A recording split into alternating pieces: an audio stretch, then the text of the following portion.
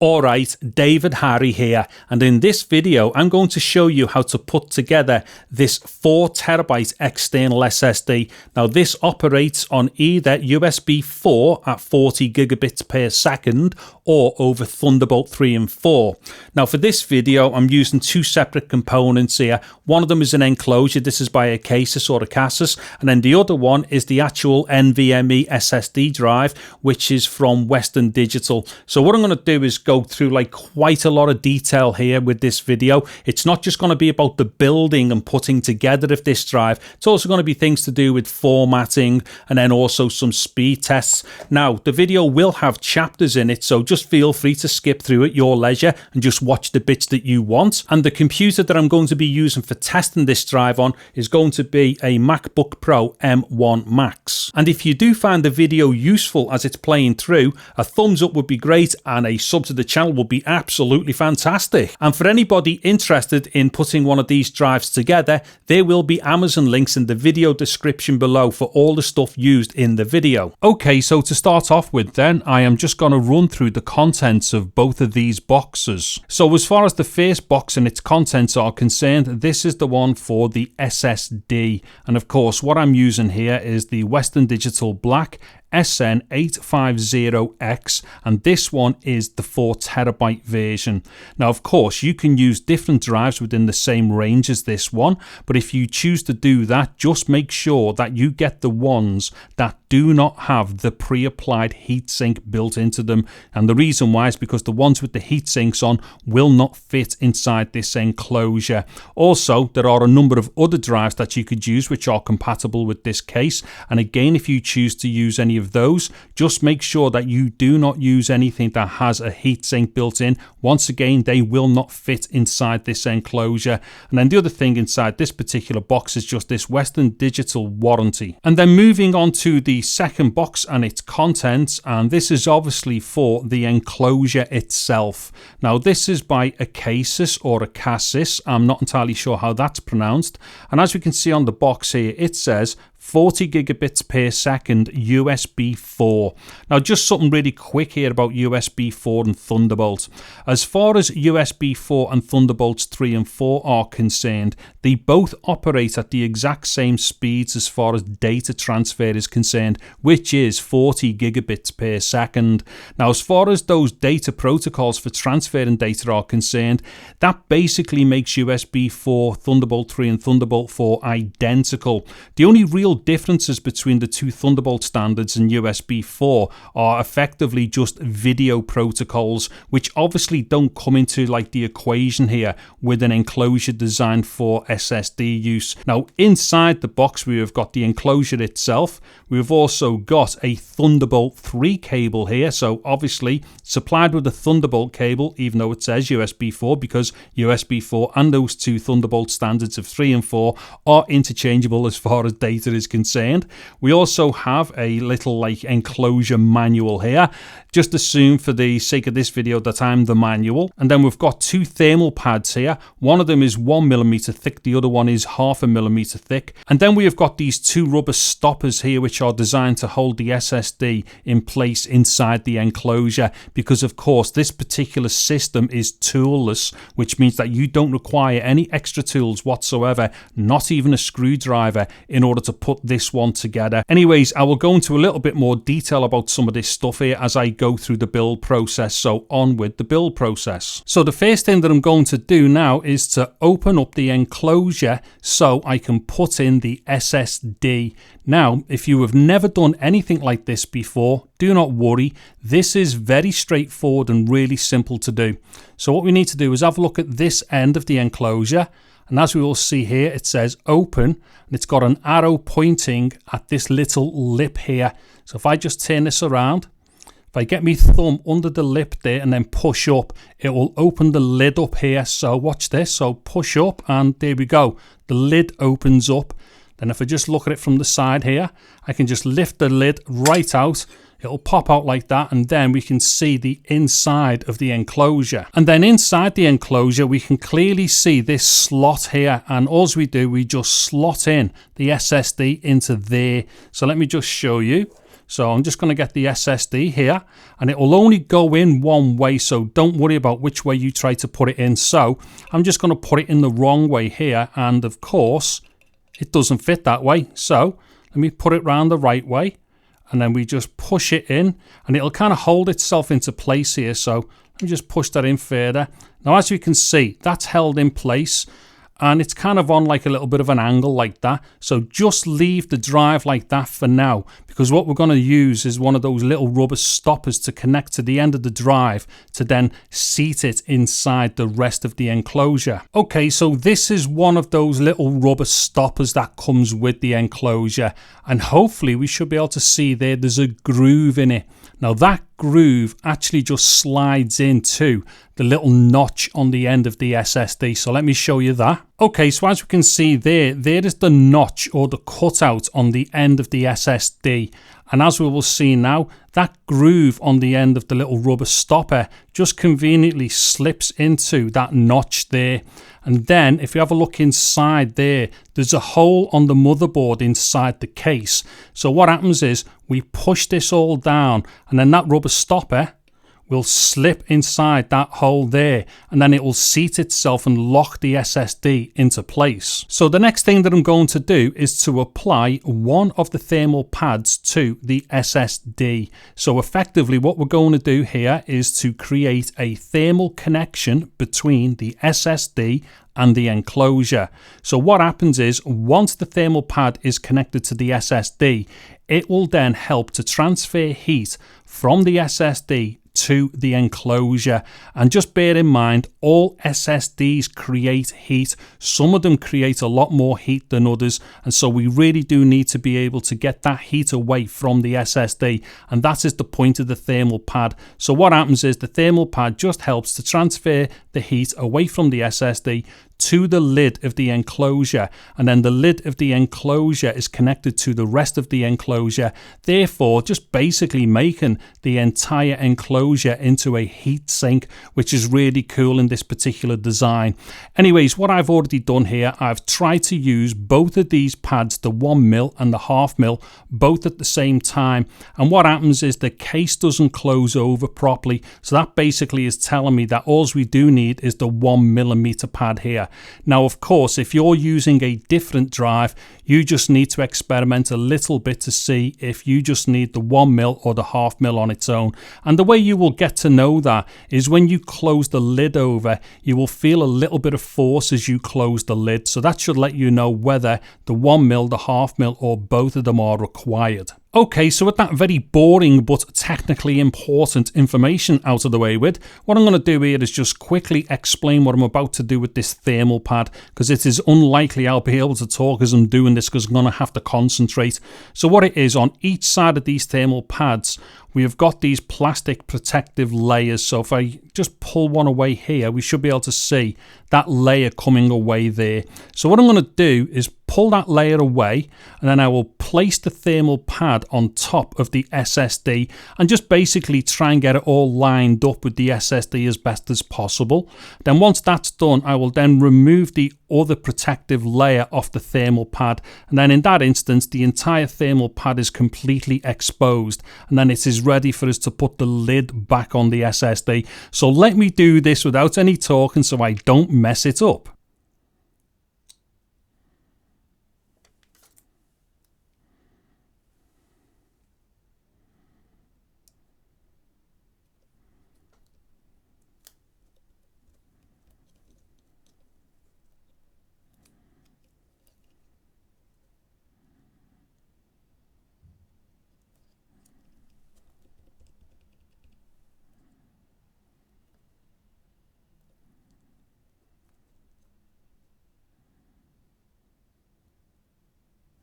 Okay, so it looks like I've managed to apply the thermal pad without completely wrecking it, which is good. Anyway, when you do this, you won't be concentrating on trying to do a video at the same time, so your effort will be a bit neater than what mine is. The other thing I would say though is try and do this as quickly as possible and get the lid on as quickly as possible, just so that you don't get too much dust kind of settling on that pad. Now on that point there, as far as the lid is concerned, we should be able to see there's one kind of like small notch on one side and then there's a bigger notch on the other side. Now it's that small notch on this side that we need to pop in first. So as we'll see here, there's only one way that the lid is going to go back in. So we pop this end in first with the small notch. Just keep your thumb down on there and then press down the other end, and then the whole thing will just click back together again. And then finally, we just take one end of the Thunderbolt cable that comes supplied with the enclosure, pop it into the USB-C Thunderbolt interface on the enclosure, and then we just connect the other end of the Thunderbolt cable to the computer that we are going to be using this drive system with and format it. Okay, so for the rest of this video then, what I'm going to do is to connect this drive to my MacBook Pro M1 Max, and I will do some formatting and some speed tests. Now, even if you're not going to be using this on a Mac, maybe you're going to be using it on Windows or Linux or something else, maybe the rest of this video might be of some interest to you, just so that you can see some basic speed tests done with this drive. Okay, so I am now onto the desktop for my Mac, and as we can see here, there is my drive. Now the reason why I can see this right now is because I have already formatted it and used it before. However, the first time you plug your drive in, it is unlikely that it will appear on the desktop. And the reason why is because it will need formatting. So the first thing we are going to do here is to format the drive. And to do that, we are going to use Disk Utility. Now, if you know where Disk Utility is, you just go straight to it and launch it. However, if you don't know where it is, no problem. We will just use the Spotlight search function to find it. So if we come up here to the top right, and if we click on that magnifying glass there, that will launch the Spotlight search function. And then inside the bar here, just start typing Disk Utility. And as we can see here, it's already come up with Disk Utility. And then we will just tap on the icon here for the app Disk Utility. Okay, so once Disk Utility is open, we are going to be able to see all the attached drives on the left hand side here. But before we go ahead, let's just come to this little icon here next to Disk Utility. Let's tap on that and make sure that Show All Devices is switched on. Okay, now as far as these drives are concerned down here, I would totally recommend that you only have this one external drive attached, and there's two reasons for that. One, it is going to make it much easier to identify the drive. I mean, straight away we can see here it has actually come up with the name of my drive. If for any reason it doesn't come up with the name of the drive, it could be a little bit difficult to identify it. So only having the one external drive attached means that you definitely know which one it is. Also, with only one external drive attached, it means that you cannot possibly erase or format the wrong external drive. And believe me, I've done that one before. Okay, so at this point then, what we are going to do is click on the root of the drive. Now, if yours shows up with anything like containers or partition information or anything like that, do not click on them. Click on the root of the drive here, and then we are going to go over and click on Erase. Okay, now once this is opened, we are then going to have the options of what formats we want to use. In this instance, I'm going to use APFS because it is going to be more suited for this particular Mac. However, if you're going to be using, say, Windows systems as well, and you plan on moving this drive, because it is a portable drive, if you plan on moving it between different types of computers, the best format for that would be exFAT. So, just to be clear, if you plan on using this drive with other devices, say, I don't know, Android devices, Linux, Windows and such, definitely format it to exFAT and also have GUID partition map selected as well. However, like I've just said, I only intend on using this on my Mac. So what I'm going to do is go back here and select APFS and also GUID partition map. Now, let's give the drive some kind of sensible name. So I'm going to call this 4TB Thunderbolt. Okay, so there's my 4TB Thunderbolt all ready to go. So what I'm going to do now is click on Erase. Now that's going to go away and do its thing. It'll unmount the drive, do all the necessary bits and pieces to it, and then come back with a fully formatted drive. Okay, so there we go, mine is formatted, so I'm going to click on done, and now I can exit disk utility. And as you can see on the desktop, I have now got a drive which is called 4TB Thunderbolt. So the first thing that I'm going to do here is to run a synthetic benchmark and test the speed of the drive that way. And to do that, I'm going to use the Blackmagic disk speed test. So let me just launch that. Okay, now what I'm going to do here is to select the drive. So I'm going to go into the settings here, select target drive. Let me just scroll down here and select 4TB Thunderbolt or 4TB. Let me open that, and then let me just click on start, and boom, look at that. Okay, I'm going to let this just run through maybe 3 or 4 times, and we're going to see that this is going to average out at over 2,700 megabytes per second for the write and over 2,800 megabytes per second for the read. Now, just to reiterate a point here, this is the fastest that I have ever seen any of the combinations of, like, you know, drives and like external boxes and stuff that I've ever used on this Mac. There's nothing that I've seen that has gone this fast before. Now, as impressive as what this is, and it is very impressive, this is obviously really like a synthetic type test. So what I'm going to do shortly is then switch over and do a real world test of actually moving data to and from the drive, and we will kind of record its speed and stuff. But like I say, I've let that run through a ton of times there, and we are definitely on over 2,700 megabytes per second for the write and over 2,800 megabytes per second for the read. Okay, so let me just exit that utility. Okay, so for the real world disk speed test, what I'm going to do here is to move some files to and from the SSD, and I will time how long that takes, and then from there we will work out the bitrate for the real world speed tests. So what I'm going to do is open the drive up here, and then I've got a folder up here that says video projects. Now, if I just have a look at the information for this folder, as we will see here, it says 491 gigabytes and 620 items. So amongst those 620 items are a bunch of video files, audio files, picture files. Basically, these are kind of like, well, as it says, video projects. These are my project folders for my videos. So in amongst here are the files that I would typically be moving to and from one of these Thunderbolt drives. And indeed, this particular 4TB Thunderbolt drive will get used as my main media drive as well. Anyway, so as we can see, 491 gigabytes of stuff. So what I'm going to do, I'm going to drag it, drop it in onto the Thunderbolt drive and hit start as quickly as possible. So let go and hit start. Boom. Okay, so that's going to go away and do its thing.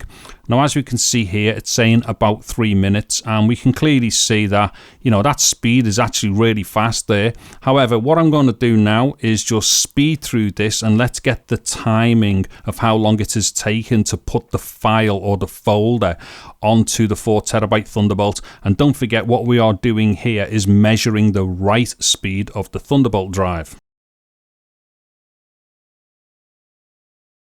Okay, so this is coming up towards the end. Let me get ready to click stop and stop. Okay, I was just very, very slightly late there hitting stop, I think. Anyways, as we can see there, that says 2 minutes, 52 seconds, 0.95. So basically, I'm going to call that 2 minutes and 53 seconds. So let me just do a couple of quick calculations. Okay, so the results for the calculations are as follows. I've rounded it up to 2 minutes and 53 seconds for the time taken, which is 173 seconds. Then the total file size of that folder is 491 gigabytes. Divide that by the 173, and that comes out to 2.83 gigabytes per second. So that is 2,830 megabytes per second. And very interestingly, that is actually faster than what the Blackmagic speed test was indicating. So for me personally, for what I'm going to use this drive for, that is absolutely fantastic. Anyway, what I'm going to do now is the other way round. Okay, so I'm now ready to do do it the other way round, and by the other way round I just mean I'm going to drag that folder back to the desktop, in which case we are going to be measuring the real world read speed from the 4TB Thunderbolt drive. And as we can see here, I've deleted the original folder and stuff and what have you, just so that I've definitely got the space to put the folder back onto the desktop. Once again, I'm going to drag it over. As soon as I let go, I'm going to click on start. So there we go, let go, click start. Okay, so again, that's just going to go off and do its thing. It's saying here about 3 minutes, and as we can see there as well, that definitely looks like it's quite pacey. It's like, well, actually, it's really fast, to be honest. Anyways, I'm just going to speed through this once again, and then at the end, we will take the final timing and we will recalculate for our real world read speed. Okay, so this is coming up to the end again. Let me get ready to hit stop. So as soon as that disappears off the screen, there we go, stop. Okay, now that was actually longer, interestingly. So what I'm going to do is calculate this. So this is 3 minutes and 23 seconds. So let's see what this works out to be. Okay, so as far as the calculations for the real world read speed test is concerned, here are the numbers. It took 3 minutes and 23 seconds, which is 203 seconds. So if we take the size of the folder once again, which is 491 gigabytes, and divide that by 203, we get 2.41. Now that ends up being 2,410 megabytes per second. Now, whilst that is still very, very good, it is slower than what we were getting when we were using the Blackmagic speed test.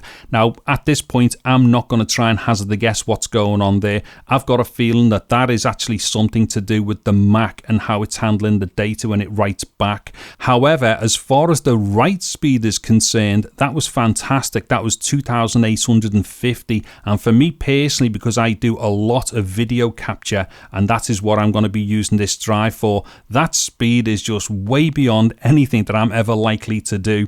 Anyways, what I'm going to do now is just cut away and do a quick end summary. Okay, so I know this video was being really long, so what I'm going to try and do here is just keep my end summary as short as I can. However, the video has been as long as it's been because there's been a lot of information in there, and hopefully you have found some of that information useful beyond just how to put the drive together.